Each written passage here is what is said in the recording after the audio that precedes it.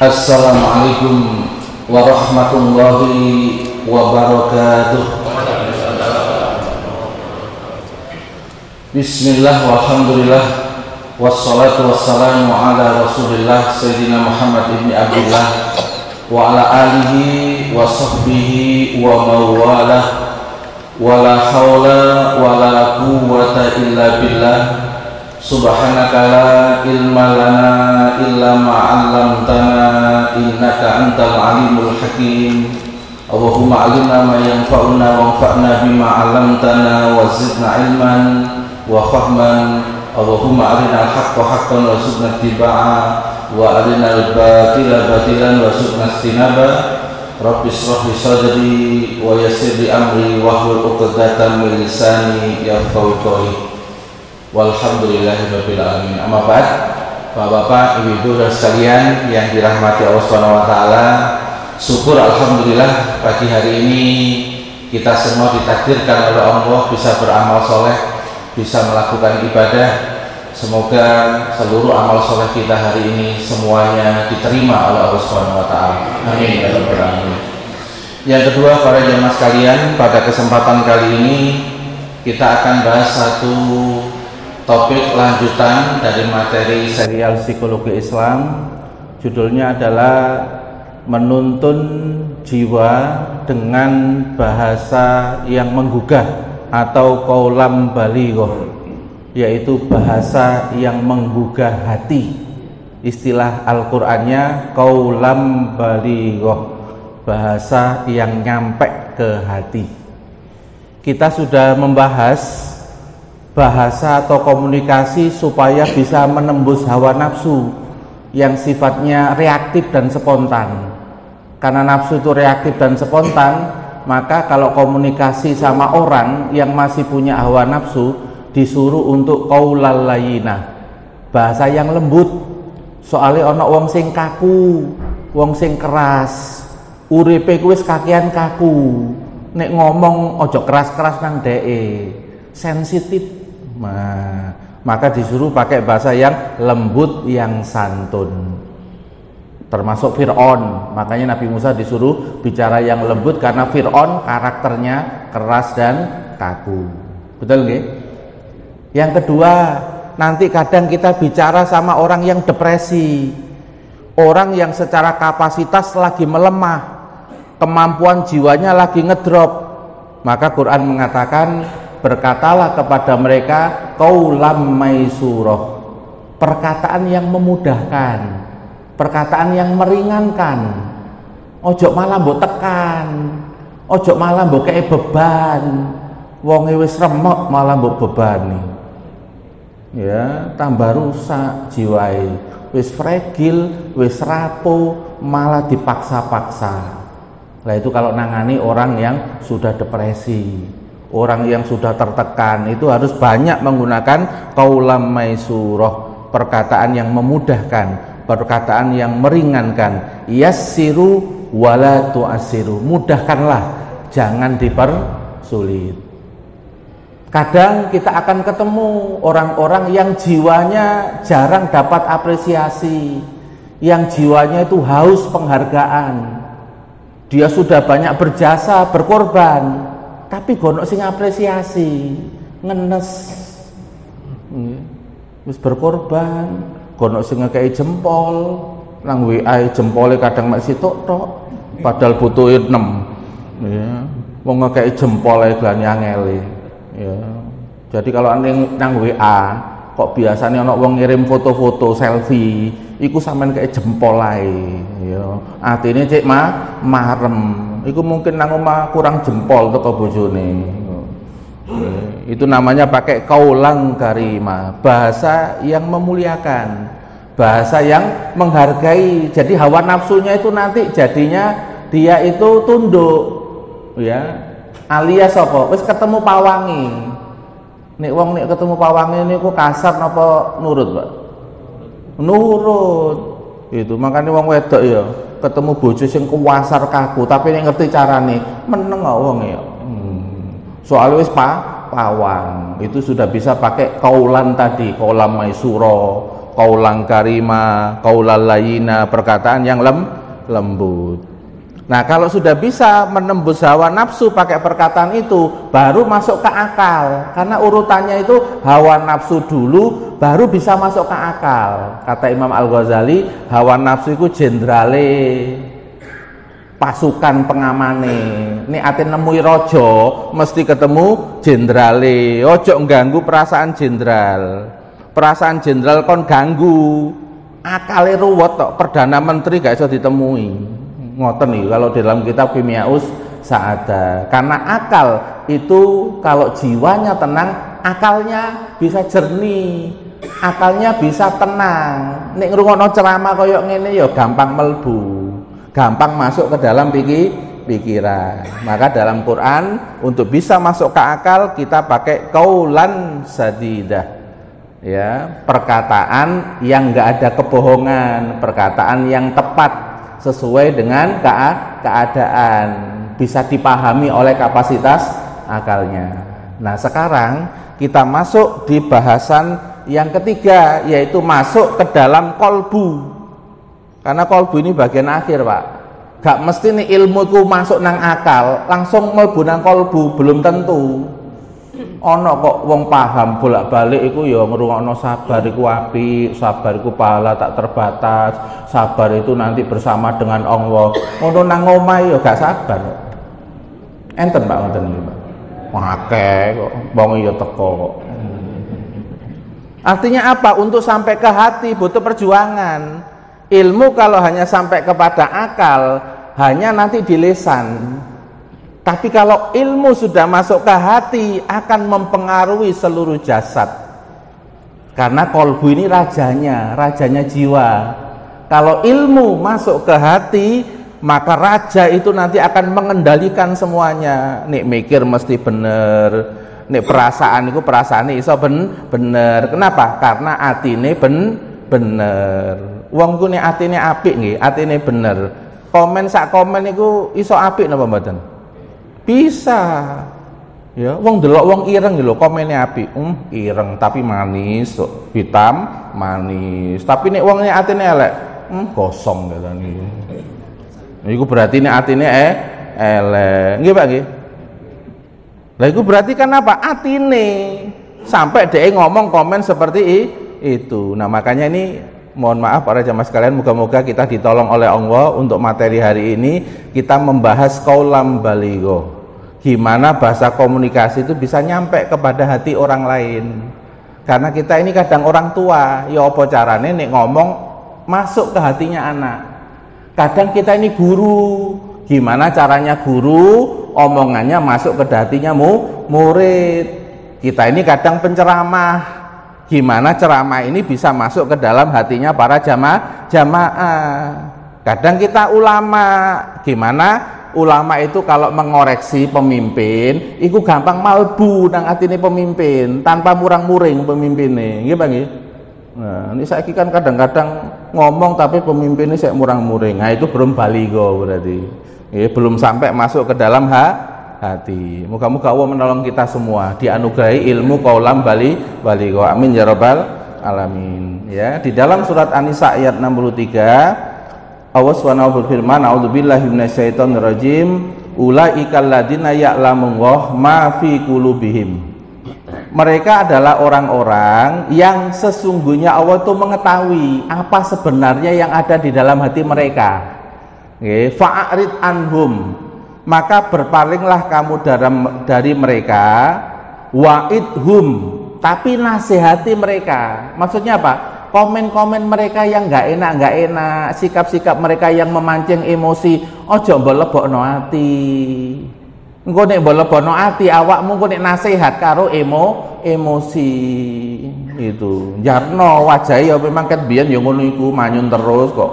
Sik gurung waras wong kok. Jarno. Tapi nek kon iso ngubah atine, awakmu syarate ojo emosi nek nasihat. Soale dhewe sensitif. Wong sensitif kok awakmu emosi, sing mlebu gak nasihate. Napa nih? Emosine. Wong arek cilik ya ngono karo ibuke kok. Arek cilik niku lho, Pak. Ya, nggarai murang-muring mae. Ngono mae mari nasihati anake. Dadi wong sing sabar po, sing sabar. Murang-muring ngono. Kira-kira iku sing mlebu nang anake yo. Sabare apa wajahe mae? Oh, ngoten nggih. Alhamdulillah. Kok rada watuk-watuk Pak jenengan Pak. Insyaallah nggih. Artinya apa para jamaah sekalian? Apalagi anak kecil itu sensitif sekali, otak instingnya yang masih berjalan. Kalau yang belajar dalam ilmu psikologi modern, otak kita ini kan ada dua otak insting sama otak berpikir. Nek otak instingnya sing kena rangsang otak berpikirnya mudun, melemah. Dadi yo gak melbu-melbu, makanya ono belajar matematika, dhek gak iso, mae ku gonta-ganti guru sampai ping 5, tapi gak iso matematika. Ternyata setelah diteliti apa? Pernah trauma karo guru matematika. Oh, pernah trauma, Pak. Iki gonta-ganti guru sampai ping 5, sampai sing oleh penghargaan kok gak iso, sing goblok sapa gitu. Ya iki karena masalah psikis, kebulet trauma dengan guru matematika. Loh niku nek gak ketemu sebabnya kan bingung jenengan. Gitu Pak. Ternyata masalah psikis. Nah, ini yang perlu kita perhatikan para jamaah sekalian. Jadi kita berkomunikasi itu harus tahu manusia itu bukan kayak laptop. Bukan ono flash disk dicepno kopi dan paste. Iku laptop mesin. Bentuknya fisik kita ini dua, ada fisik, ada jiwa. Nah, jiwa itu ono hawa nafsu sing iso reaktif dan spontan, maka butuh bahasa-bahasa yang menenangkan hawa nafsu supaya kalimat yang masuk itu bisa menembus sehingga masuk ke dalam akalnya. Ditambah lagi nanti pakai treatment khusus gimana ketika masuk akal juga nyampe ke dalam hati. Maka di sini dikatakan wa kullahum fi anfusihim qaulam baligh. Katakanlah kepada mereka fi anfusihim, kepada jiwa mereka, qaulam baligh, yaitu apa? Bahasa yang menggugah jiwa. Kita lihat tafsirnya sekarang. Di dalam tafsir Al-Wasit karya Imam Tontowi Jauhari, ini Syekhul Al-Azhar ya, beliau mengatakan kullahum ba'da dzalik. Katakan kepada mereka setelah itu qaulam yablughu a'maqa nufusihim. Perkataan itu bisa nyampe ya ke dalam jiwa mereka. Liquwatihi wasiddati ta'sirihi. Karena bahasa kamu itu bahasa yang punya pengaruh, yang punya power, punya kekuatan. Jadi bisa nembus sampai ke dalam hati. Orang itu kadang nih ngomong Pak nggih. Waktu niku pas, situasi ini pas, nadai pas, pilihan kalimatnya pas, kira-kira bisa nggak Pak langsung ke dalam jiwa Pak? Bisa. Itu namanya berarti sudah qaulam baligho. Nggih. Maturidu an tukhatibum bihi bi tariqatin taj'alahum yaqbaluna ala qaulik. Yaitu dengan apa? Disampaikan kepada mereka supaya targetnya mereka itu bisa nerima ucapanmu. Gak bantah, gak nolak, ya, gak jengkel. Enten apa mboten Pak? Wong ngomong tapi jengkel no. Enten apa mboten? Banyak karo-karuan. Gak ndelok-ndelok soalnya pas ngomong. Angger ngomong itu. Padahal gak ro masalahe. Marune jeplos ya, jeplak, mari jeplak krungu. Wonge murang-muring apa mboten? Murang-muring gak ngerti masalah komen. Nggih Pak nggih. Lah itu terjadi karena apa? Ya dia tidak punya persiapan. Bagaimana caranya itu nyampe ke dalam hati. Ya, kita lihat tafsir yang lain ya. Dalam tafsir Asy'adi ya, ansihhum, nasihati mereka sirron bainaka wa bainahum. Jadi qaulam baligho itu salah satunya ada tekniknya itu nek ngomongi karo wonge, iku aja wong ana wong akeh. Soal iki masalah sensitif. Masalah yang berkaitan dengan aib dia.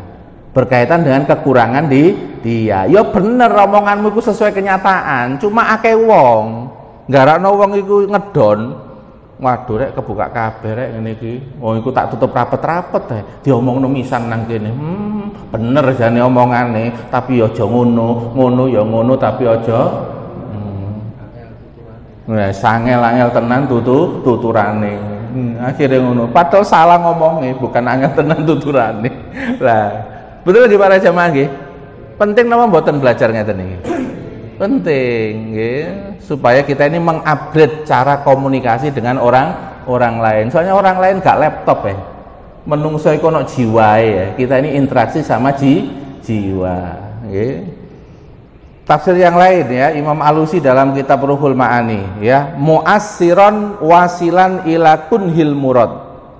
Perkataan yang membekas, yang tepat pada yang dituju. Mutabikon lima sikolahu minal maksud, sesuai dengan konteks yang dituju. Ya, fadzarfu ala takdiro ini muta'alliqun bil amri. Lalu keadaannya sesuai dengan perkaranya.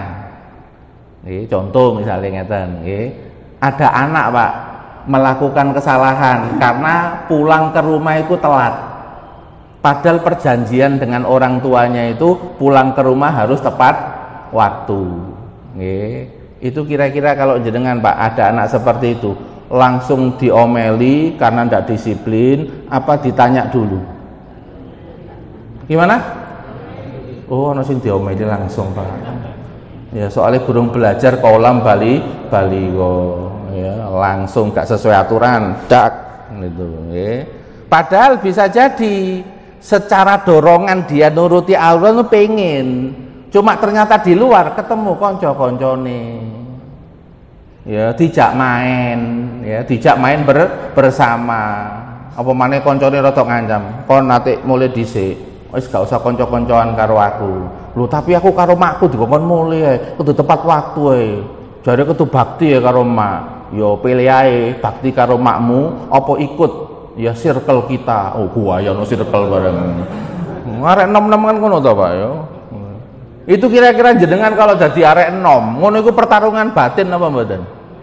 Pertarungan batin koyo gak tau enom ae Bu jenengan. Ya kabeh ya pernah enom, kadang-kadang iku butuh konco.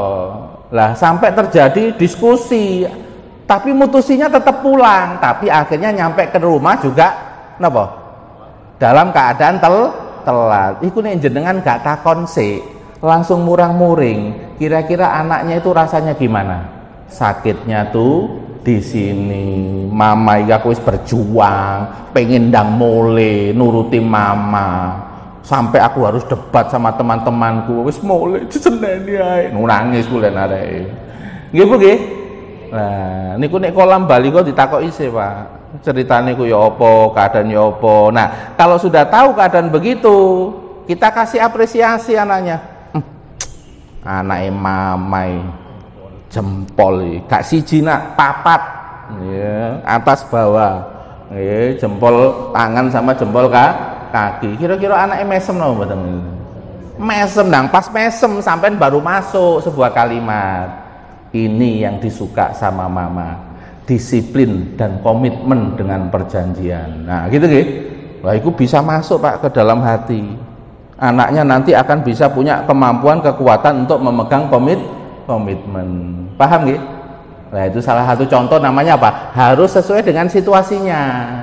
Harus sesuai dengan konteksnya, jangan digebiau ya telat pokoknya salah. Loh, padahal setiap orang itu telat faktornya macem-macem.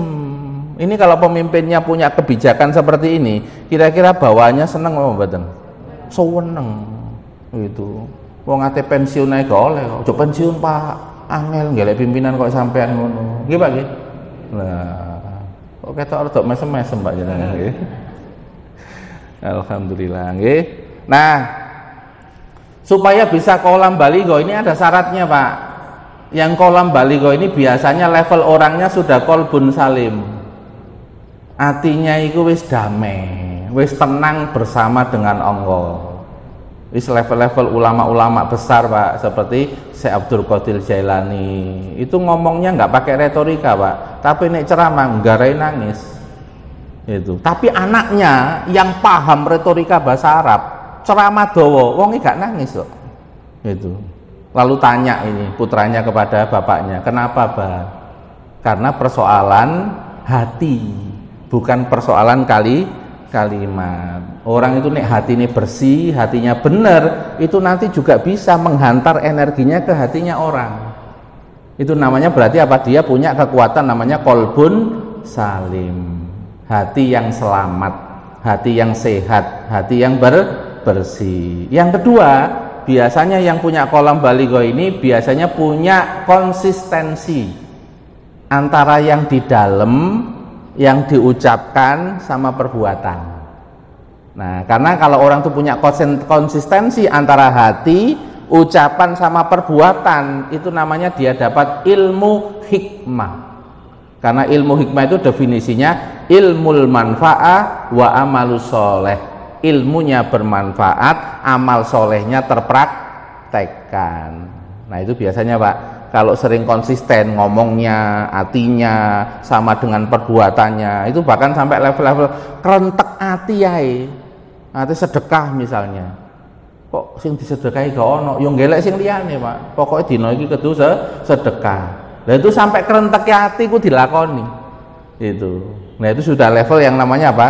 Terjadi keserasian antara apa? Keyakinan, ucapan sama tindakan. Nah, orang seperti ini Pak, orangnya biasanya tenang.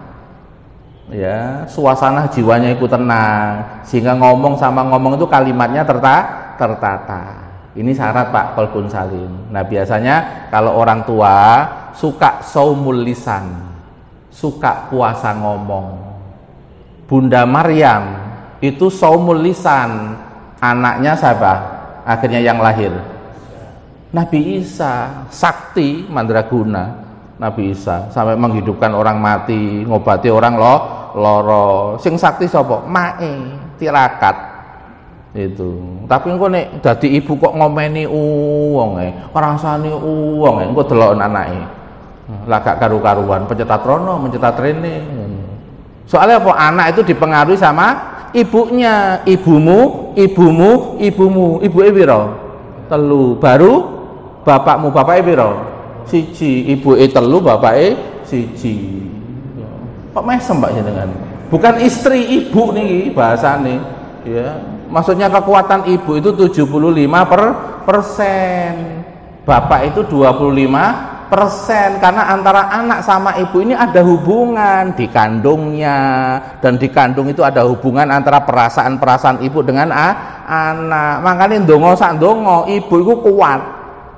Makanya jenengan duwe anak kok gak pati pinter, gak usah khawatir, sampean tirakat ae sampai ndonga. Itu seperti kasusnya Imam Al-Bukhari. Imam Al-Bukhari dulu ya buta, tapi karena ibunya tirakat, tahajud terus, akhirnya terbuka matanya, malah jadi ahli hadis. Coba bayangkan, sing hebat siapa nih? Emak Imam Syafi'i, sing hebat siapa? Emak.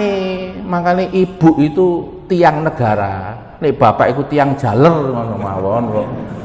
Wis kakek itu. Ibu nggih.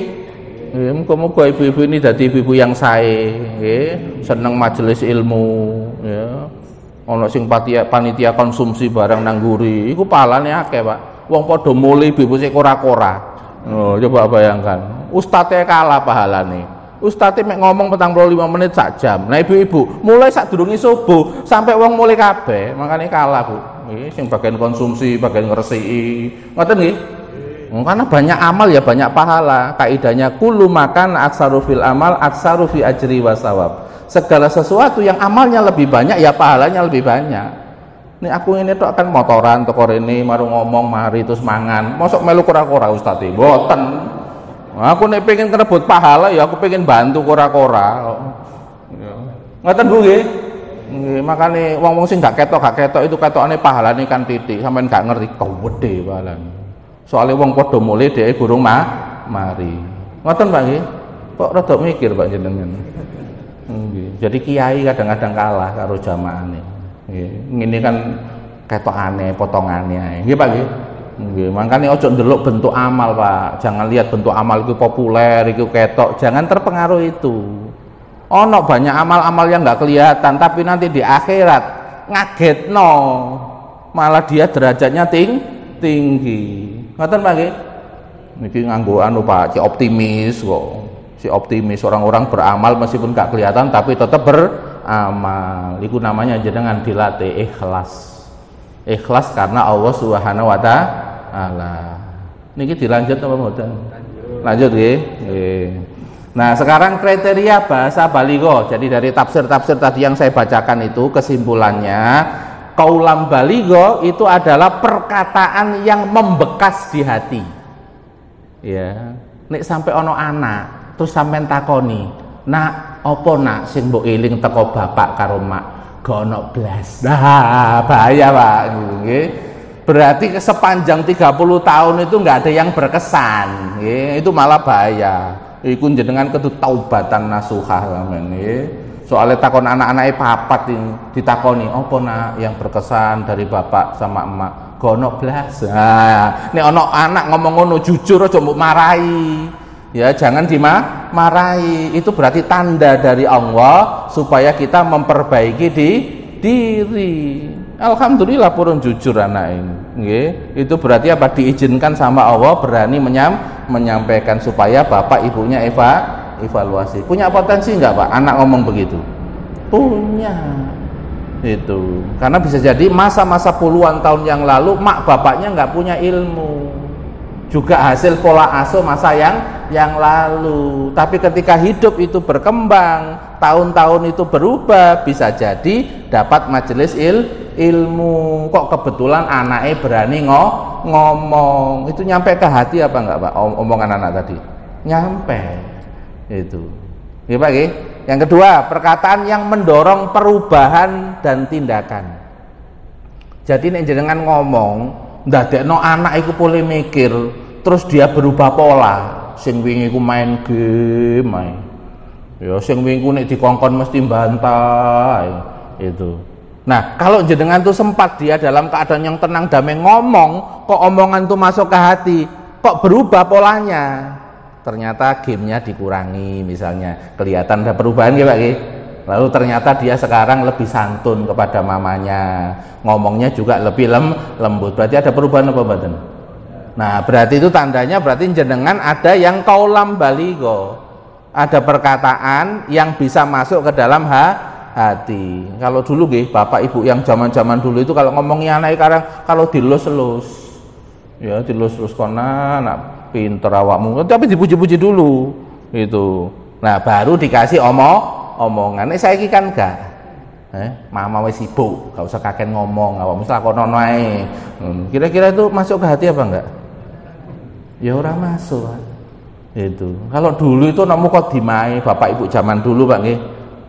Kadang dijak jalan-jalan terus dijak apa? Delok-delok pemandangan, terus baru dimasukkan sebuah perkataan. Itu kira-kira cara begitu bisa enggak, Pak, masuk ke hati? Bisa, karena damai dulu, tenang dulu. Makanya jenengan mau menyiapkan kata-kata khusus untuk anak, ya tuh kono es krim sih. Itu. Mari ngono baru dielus-elus. Kok pinter awakmu tangi dina iki subuh kok iso sregep kok biasane. Top, mama seneng karo kamu. Kira-kira nih anak dengarkan begitu seneng apa enggak, Pak, jiwanya? Seneng. Gitu. Karena anak ya gak laptop, anak ya punya jiwa.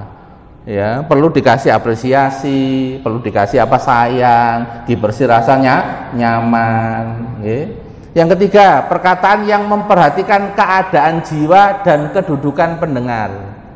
Nek keadaan jiwanya sedih, berarti kata-kata mukodimanya itu kata-kata yang membuat apa? Optimis, membuat gembira, dibuat supaya naik, bukan ngedon.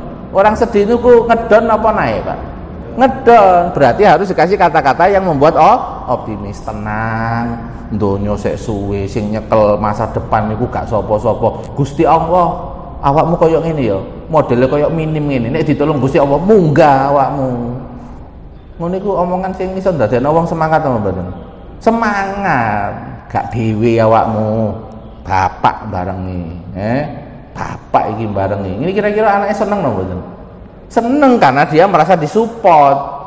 Dia dalam lemah tapi ada yang support. Itu namanya apa? Jiwanya ditenangkan, didamaikan. Kok rada serius lho, Pak, sampean materi ini ketokane.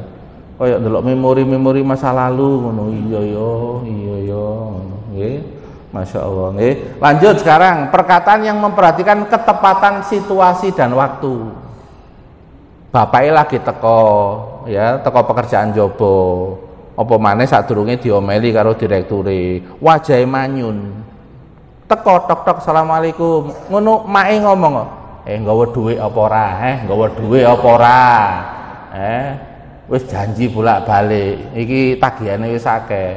Gek teko.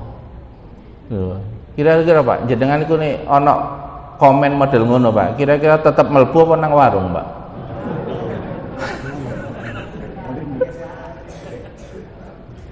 Nah itu namanya bukan kaulam baligho. Ya bener, jenengan tuh punya kebutuhan. Paham, punya kebutuhan. Tapi nih sampai ku narget supaya kebutuhan jenengan tuh dipenuhi. Penuhi dulu jiwanya orang itu.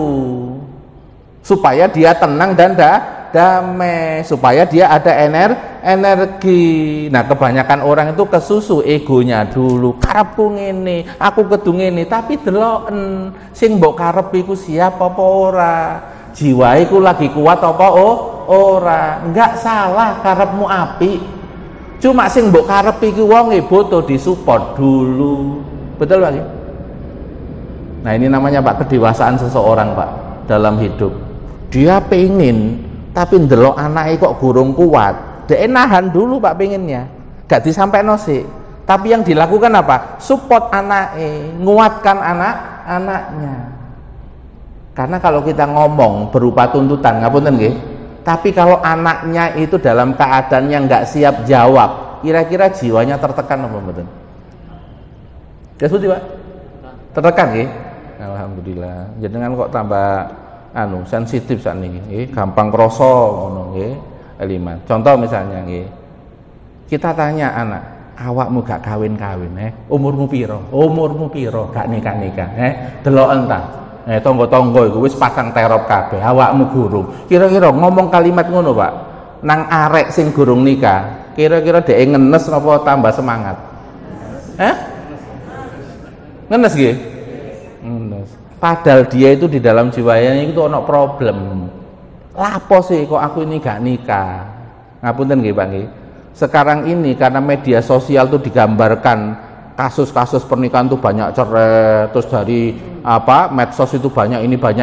Ada sebagian-bagian orang itu yang akhirnya terpengaruh Pak sama media opini ini, sehingga dia kalau mau melangkah memilih, itu keweden, penuh banyak pertimbangan. Ya, penuh banyak pertimbangan. Kan beda Pak karo kene mbiyen, ketane cocok langsung, ganti duit gampang kok, jak tirakat. Nggih Pak nggih. Saiki sampean pola kaya ngono tirakat. Ya wonge gak siap, wong arek saiki gak gaya tirakat. Wong generasi stroberi ya. Nggih Pak nggih. Jadi kalau sekarang itu ibaratnya bahwa persiapannya lebih banyak untuk ngobrol, untuk nyuasanakan jiwanya, supaya dia itu punya persepsi yang berubah. Soalnya apa Pak? Nanti kalau dia itu misalnya ngapunten nggih, kalau dia itu melihat contoh-contoh pamannya, Pak Liknya kok tukaran naik, mari ngono anake itu tersiksa terus dia iku krungu. Kira-kira Pak, dhek ate melangkah pernikahan iku kira-kira bingung napa mboten? Bingung. Nang Pak Lik kuwe agamane ngono-ngono, nang aku kurang apa maneh. Gitu Pak nggih. Bisa kan terjadi begitu Pak ya, kesimpulan dalam jiwa. Nah disinilah Pak butuh namanya interaksi yang intens sama anak itu. Jadi saya misalnya sama nyonya ke anak-anak itu mesti kita kasih ambil pelajaran delok entah Pak Likmu koyok ngono ngerti awakmu. Pak Likmu mbiyen itu nek salat gak karu-karuan, cowepet langsung gelem salat. Coba delok sing sukses sing ndi? Pak Likmu kan sing sukses kan. Iku berarti maksudnya apa Pak? Oh ternyata orang sukses itu salah satunya cirinya adalah dia suka sholat 5 waktu. Kira-kira ngomong seperti itu bisa masuk ke hati no betul? Bisa, karena contohnya ada, lalu dia itu punya kesan pada Pak Liknya. Pas Pak dikasih contoh.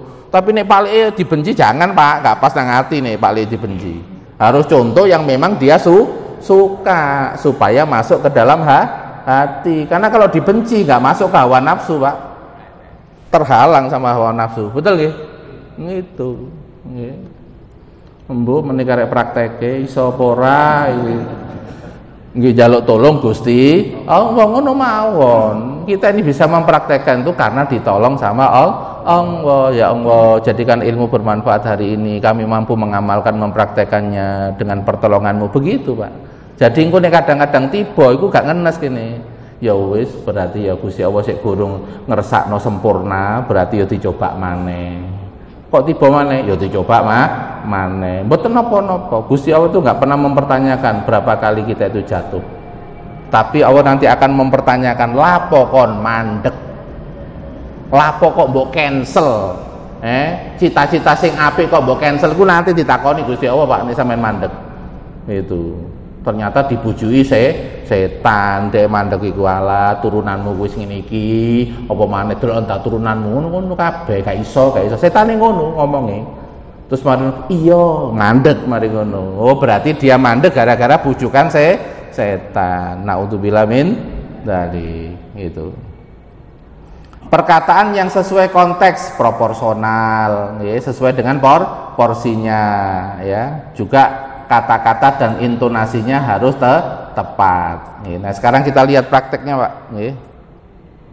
Praktek penerapan komunikasi bahasa kolam baligo. 1. Bidang dakwah dan pendidikan. Hadisnya itu menggunakan kata balighu, loh, baligo. Ya, bukan sekedar nasihu atau waidu, tapi baligh. Makanya namanya mubaligh. Namanya mubalek, targetnya gak sampai nang akale tok. Targetnya gimana bisa nyampe ke dalam hatinya. Betul nggih Pak? Nah, hadisnya kan balighu anni walau ayat, sampaikan daripadaku walaupun saayat. Kon nek nyampe no saayat, ya apa saayat itu iso mlebu nang ati, terus berpengaruh. Nah, ini saya kasih contoh Pak nggih. Ini satu ayat di dalam Al-Quran yang membuat beberapa orang itu hatinya tergugah sampai jadi ulama besar, yaitu surat Al-Hadid ayat 16. Ini ayat yang ketika didengar oleh orang yang ahli maksiat, mari ngono atine ku langsung lerem, mari ngono tobatan nasuha Pak. Ayat ini ya bunyinya adalah alam ya'nil lil ladina amanu, apakah belum datang waktunya bagi orang yang beriman. Itu kalau diterjemahkan kontekstual, kapan maneh, nunggu apa maneh awakmu duwe iman iku. Antaksya'a qulubuhum lidzikrillah, hatimu itu tunduk eling nang Gusti Allah. Awakmu meneh lho balik nang Gusti Allah. Meskipun polamu ngene-ngene endingnya gitu, balik nang Gusti Allah. Berarti nek kabeh ku balik nang Gusti Allah, ojo mbok lalekno Gusti Allah. Wong akhir kita kepada wa ilaina turjaun, kepada kamilah kalian kembali, wa ilaihi turjaun, kan banyak ayat-ayatnya itu. Itu maksudnya apa, Pak? Sak pola-polamu nang donya, ojo sampai lali karo Gusti Allah. Nah, ini ada kisah tobatnya Imam Fudail bin Iyad. Ini preman sekaligus perampok, Pak. Jadi nang dalan-dalan iku nyegati wong-wong. Nggih, malai. Ya, merampok. Malam-malam lho Pak, ono jalan diweden-wedeni diambil, dirampok, diambil. Ini Fudail bin Iyad dulu masa lalunya. Tapi sempat kasmaran karo wong wedok. Sampai munggah, Pak, munggah omahe nginceng ceweke iku. Saya tanya sekarang, orang kasmaran itu hatinya lagi sendu opo lagi jengkel? Sendu.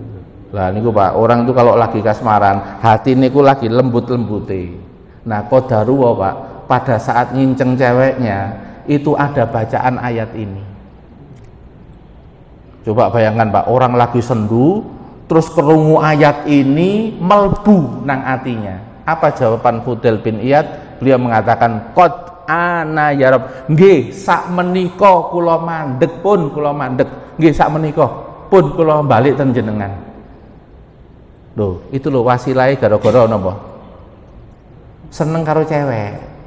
Tapi kebetulan pas seneng oleh cewek, ternyata di rumahnya cewek iku ono sing maca Quran. Loh, coba bayangkan, iku barokahnya, Pak. Ya, barokahnya ada Al-Qur'an. Akhirnya tobat. Sampai beliau mengatakan, saya malam-malam ya Allah nakutin orang, maka saksikanlah bahwa saya mendedikasikan hidup saya menjadi khadimul haramain, menjadi pelayan daripada kota Masjidil Haram. Akhirnya belajar Pak di Masjidil Haram Pak, sampai jadi ulama besar. Bapak ulama dengar ayat ini. Ada lagi kisah ulama yang lain namanya Syekh Malik bin Dinar. Iki security Pak, tapi seneng mabuk. Zaman dulu itu karena penerapan Islam itu kuat, nih mabuk gak terang-terangan. Dibawa kemana? Dibawa ke rumah. Mabuknya itu supaya nggak ketahuan. Caranya ngoten kalau biar meskipun Islamnya itu diterapkan, tapi wong-wong sing maksiat itu ya sembunyi-sembunyi supaya tidak kena hukuman. Lah dia itu security Pak, suka mabuk, duwe anak jenenge Fatimah. Umur 2 tahun, nek bapak iku nggawa botol minuman keras ke rumah, sama anaknya, satu-satunya anaknya ini diambil sama anaknya, dipecah. Pior. Yo gak murang-muring, mau iki anak tersayang satu-satunya. Tapi gak paham, nek itu hidayah dari Allah. Gak paham, kullu mauludin yuladu alal fitrah. Setiap bayi yang dilahirkan masih fitrah. Berarti ucapan dan tindakannya bisa menjadi perannya Allah itu untuk mengingatkan kita. Tapi nggak paham-paham. Umur 2 tahun loh Pak, bisa ngambil minumannya lalu dipecah. Cek gak ngombe bapake. Tapi mesem tok, kok lucu arek iki. Ngono tok. Nek komen kok lucu oleh hidayah napa mboten? Ya mboten kok fokusin nang lucu. Ya. Nek fokus sing liyane kan oleh hidayah. Arek cilik kok iso ya? Kok dipecah ini? Aku gak oleh ngombe. Ojo-ojo teko Gusti Allah iki. Ngoten Pak nggih. Lah nek mikir rada ngono sik oleh hidayah. Nggih Pak nggih. Tapi kok lucu? Nah, gak oleh. Ya mek delok lucune tok. Nggih Pak nggih. Nah, akhirnya apa yang terjadi? Umur 3 tahun diambil mendadak. Anak satu-satunya diambil mendadak sama Allah Subhanahu wa taala. Coba wong seneng ngombe Pak nggih, mari ngono dikeki musibah. Ya, kira-kira dadine tobat apa tambah dadi? Tambah dadi Pak, sakrat diombe. Ya, sampai keturun ini Malik bin Dinar. Nah di mimpinya itu ada perjalanan hari kiamat. Malik bin Dinar itu diperjalankan di hari kiamat, dikejar-kejar sama amal buruknya yang berupa ular. Tolong terus ana wong tuwek nolong, tapi wong tuwek gak kuat. Kon nang kono ae lho nang gunung. Terus nang gunung Pak, munggah nang gunung. Terus ternyata ketemu arek cilik. Ternyata anak kecil itu diantaranya adalah Fatimah. Ya, terus dia tanya, ya Fatimah itu tanya, ya kepada bapaknya, kenapa Pak? Aku dikejar itu, tolong aku, gitu. Nah kemudian apa? Diberi isyarat sama Fatimah ini, kemudian pergi yang ular itu. Terus anak ini membaca ayat Al-Quran surat Al-Hadid ayat 16. Alam ya'ni lilladina amanu. Belumkah datang waktunya Pak? Belumkah datang waktunya? Bapak itu antak sa'akulubuhum lidzikrillah. Balik Pak, balik eling nang Gusti Allah. Takon bapak, kon awakmu kok ngerti Quran padahal bapak gak ngerti Quran, sing ngajari Gusti Allah. Terus bapaknya takon, wong tuwek iku malu kok gak iso nulung aku, nek awakmu kok iso nulung. Wong tuwek iku amal apik sampean Pak, tapi amal apik sampean ketitikan. Makanya dadi wong tuwek kaya ngono iku ana ula ya gak iso bales. Amale titik. Lah awakmu kok iso ngene? Lah saya ini kan wafat dalam keadaan belum balik, kan gitu nggih. Kalau punya anak wafat dalam keadaan yang belum balik, punya potensi memberi syafaat kepada orang tuanya. Nah, di mimpi itulah anaknya memberikan bantuan kepada bapaknya dengan membacakan ayat tersebut. Mari ngono tangi Pak Srekal, langsung subuh nang masjid. Nah, pas subuh nang masjid, sing imam maca ayat iku meneh, gak kaantem meneh terusan iki.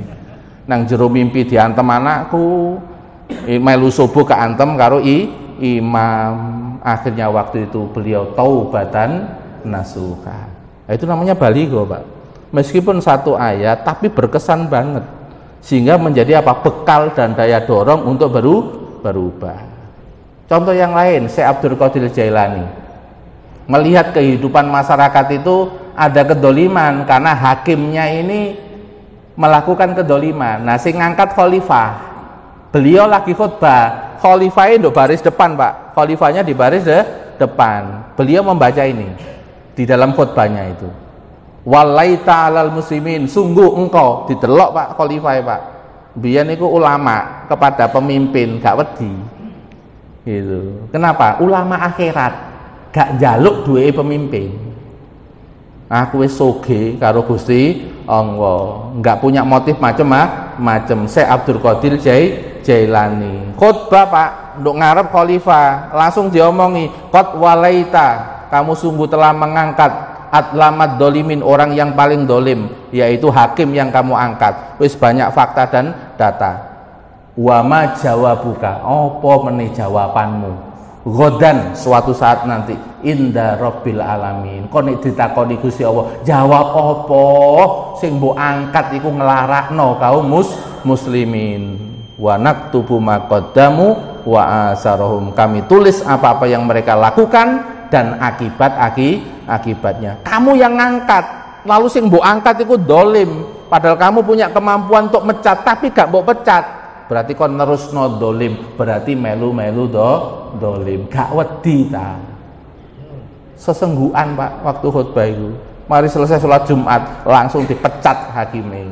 Loh, ini namanya kaulam baligo. Ulama ngomong masuk ke hatinya pemimpin. Nah, Syekh Abdul Qadir Jailani kehidupan beliau begitu, qalbun salim beliau. Nggak terpengaruh kekuasaan, nggak terpengaruh dunia, fokusnya itu mendidik umat. Itu yang ngomong ya iso mantep Pak, masuk ke dalam hati. Ya, ini contoh pemimpin kepada ulama. Ada lagi guru kepada murid, seperti kasusnya Imam Syafi'i ketika bertemu sama gurunya Imam Waqi, karena beliau mengalami kesulitan untuk menghafal, padahal awalnya hafal. Maka gurunya mengatakan apa? Ya, sakautu ilal waqi'in su'a hifdzi. Imam Syafi'i mengatakan, aku mengadukan buruknya hafalanku kepada guruku. Fa arsadani ila tarkil ma'asi, maka guruku memberikan nasihat supaya banyak meninggalkan maksiat, ya. Kemudian beliau mengatakan wa ahbaroni, memberitahukan sesungguhnya ilmu adalah cahaya, sesuatu yang bersih. Wa nurun wa la yuhdalil asi, cahaya Allah tidak akan diberikan kepada mereka yang maksiat. Masuk ke hati apa enggak Pak? Masuk. Karena apa? Muridnya ya menghormati gurunya, dan gurunya konsisten di dalam perilakunya. Ya baligho Pak, hari-harinya itu gurunya dilihat juga konsisten, akhlaknya juga bagus. Jenengan punya guru begitu terus ngomong, jenengan rungokno napa jenengan tinggal? Ini dirungokno, karena jenengan tahu betul bahwa ini memang guru akhirat ini, bukan sekedar guru dunia itu. Termasuk ini Imam Al-Ghazali ketika beliau itu berada di sekolah yang beliau itu dibiayai Pak oleh mangan, karena waktu itu bapaknya wafat sehingga beliau juga dalam keadaan miskin. Akhirnya dibawa ke sekolah yang gratis, pokoknya belajar nang kono ono biaya makan, ono biaya minum, gak bayar apa-apa. Motivasi awal Imam Al-Ghazali adalah apa? Pokoknya bisa bertahan hidup belajar di situ. Sehingga apa? Ketika belajar di situ ilmu niku gak melbu-melbu. Sama gurunya kemudian dikasih nasihat ini. Ya, ilmu itu akan masuk kalau orangnya ikhlas. Semata-mata mencari ilmu itu karena Allah. Maka Imam Al-Ghazali mengatakan tolabna ilma li ghairillah. Ya, dulu kami pernah menuntut ilmu itu bukan karena Allah, tapi ya apa carane iso mangan ngono ae, gratisan gitu. Kemudian fa'abangwah, ya, maka Allah itu enggan untuk memberikan ilmu itu kepada saya, karena ilmu itu akan diberikan kepada mereka yang ikhlas. Wattaqullaha wa yu'allimukumullah, surat Al-Baqarah. Dan bertakwalah kepada Allah, ikhlas itu bagian dari takwa kepada Allah, maka Allah akan mengajarkan ilmu kepada kalian. Ya, itu ilmu laduni Pak, ilmu yang diberikan karena ketakwaan seseorang. Ya. Terakhir, ya, ini terakhir ngantuk hilang biasanya. Ya, soalnya antara tarikan perut sama tarikan mata itu ono hubungannya Pak. Ya, kata oksigennya itu berkurang. Ya, terakhir ya, di bidang kepemimpinan ya, ini seperti yang dilakukan oleh sahabat Khalid bin Walid. Salah satu anggota pasukan itu ada yang ragu ketika melihat pasukan dari Romawi itu ya jumlahnya 240.000, sedangkan kaum muslimin cuma 46.000, jadi 1:5 ya, 1:5. Nah, ternyata ada salah satu pasukan itu lihat jumlah yang begitu banyak, keder. keder tapi kemudian komen, terus komennya ini berbahaya. Apa komennya? Ya, dia mengatakan betapa banyak pasukan Romawi dan betapa sedikit kaum muslimin. Ya iku fakta, tapi ngomong koyok ngono iku nggarai wong iku ngedon, hati-hati. Lah sahabat Khalid bin Walid sebagai panglima itu langsung membalas, Pak. Betapa banyak kaum muslimin dan betapa sedikit Romawi, dibalik dengan apa? Ya, pasukan itu menjadi banyak dengan pertolongan Allah, seperti perang Badar. Perang Badar itu 300-an, tapi pasukan malaikat itu turun, Pak. Ya, turun ribuan malaikat itu, alaful malaika itu turun. Jadi orang-orang kafir pun ndelok pasukan putih-putih itu ketika perang Badar. Inilah sahabat Khalid bin Walid menghantam orang-orang sing rodok ngenes-ngenes tadi, terpengaruh saat situasi dan keadaan. Pasukan banyak karena ditolong oleh Allah. Pasukan itu sedikit karena tidak ditolong oleh Allah. Ini kaulam baligo apa mboten? Baligo. Sehingga semangat kaum muslimin juga tetap berjaya. Ngoten nggih Pak nggih? Moga-moga kita ditolong oleh Allah bisa mempraktekkan kaulam baligo. Amin ya rabbal alamin. Sebelum saya tutup ya, mungkin ada yang mau ditanyakan atau ada yang mau disampaikan, saya persilakan. Assalamualaikum warahmatullahi wabarakatuh. Waalaikumsalam.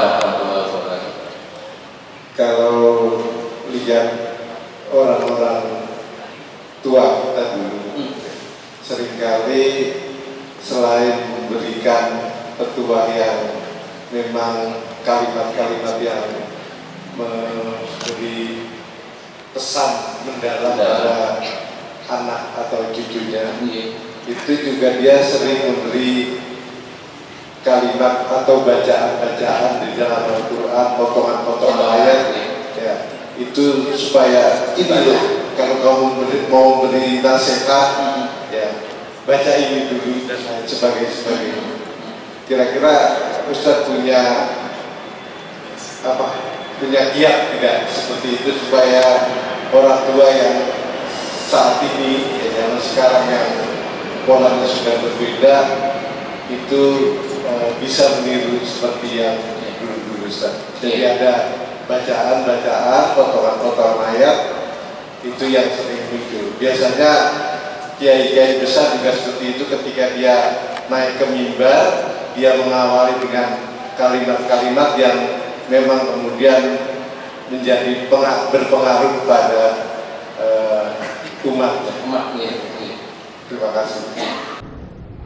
Iya, ini saya jawab langsung nih para jamaah sekalian.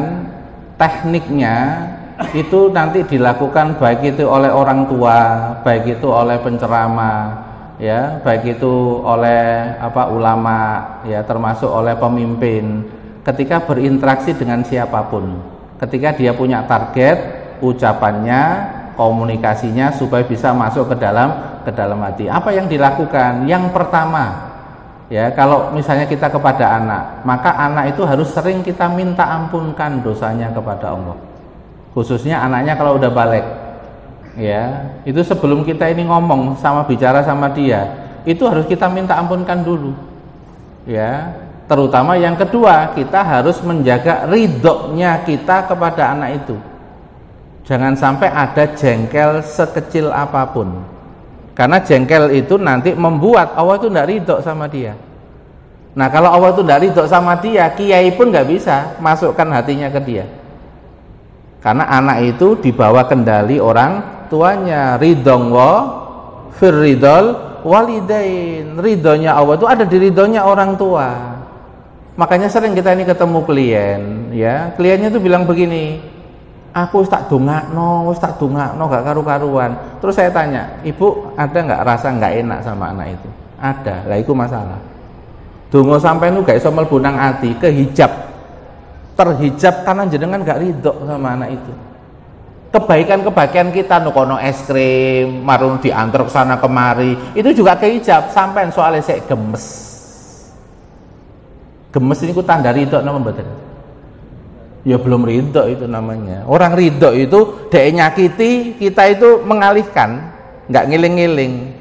Tapi yang kita ingat apa? Saya enom, saya belum bisa ngelola jiwa. Aku mbiyen ya padha model kaya ngono iku. Ngadem-ngademno ati. Ya, kadang luwih nemen timbang dhek, saya lumayan malah. Nggih, Pak.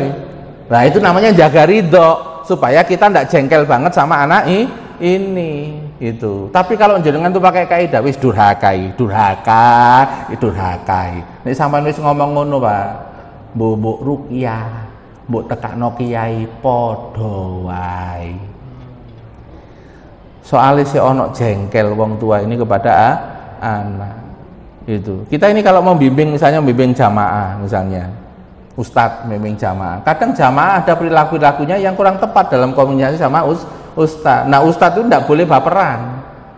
Itu. Kok ngono sih? Engko nek sampean nek ngono, ceramah gak mlebu malah. Itu. Setiap orang tuh punya kelemahan, punya kekurangan, punya keterbatasan, biarin. Itu prosesnya masing-masing. Ya, penceramah kalau pengen penceramah itu masuk, ya harus diminta ampunkan dulu jamaah. Ya. Kenapa? Karena punya kepentingan gimana ilmu bermanfaat ini bisa masuk ke dalam hatinya jamaah. Jadi jengkelnya pada jamaah itu dibuang. Nek ustadz baperan ngono ya jamaah ya padha wae, padha purian kabeh akhire. Wong gurune ya modele kaya ngono. Itu. Nggih Pak nggih. Itu sampai ada kisah ya di pesantren besar itu.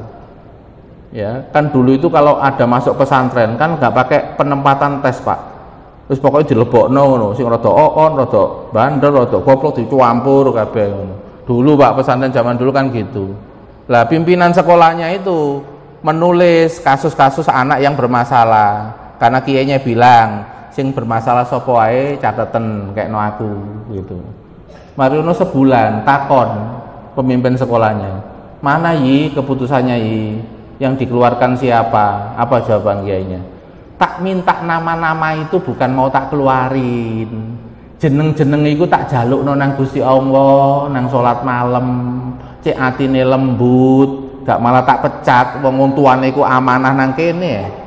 Wong sudah nitip nang kene, nang aku wis nerima ya. Aku nerima ya apa anane sak elek-eleke tak trima kabeh. Makane tak tirakati. Oh, coba bayangkan. Berarti kan pimpinan pondoknya ini nirakati sih gak bener. Mungkin hasil pola asuh orang tuanya yang juga ada kelemahan dan keterbatasan. Kan begitu. Karena ulama itu ya seperti Rasulullah. Sing dipikirno iku ya umati.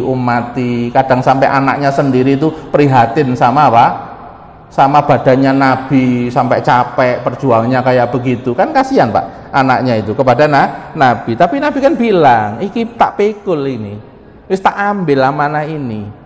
Ya, maka yang dipikirkan Nabi itu terus adalah umatnya. Akhirnya ya miliaran, Pak, sekarang. Itu kenapa? Karena yang membawa ini adalah jiwanya itu nyamudra.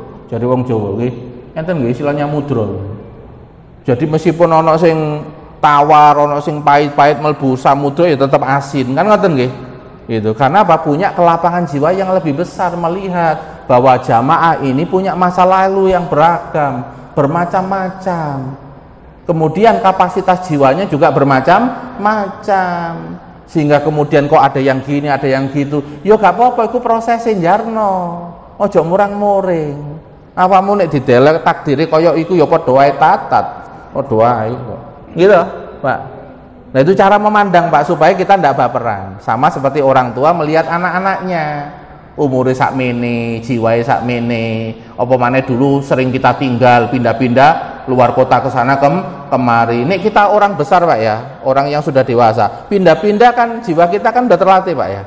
Tapi ini anak kecil sering pindah-pindah. Itu kira-kira dalam dirinya sempat punya protes apa enggak? Punya. Aku seneng rek karo koncoku iki. Kok moro-moro bapak pindah. Nah, kadang-kadang kita karena sibuk kan enggak memperhatikan jiwa seperti itu. Itu. Ini saya ngomong begini karena saya ketemu klien yang begitu, Pak.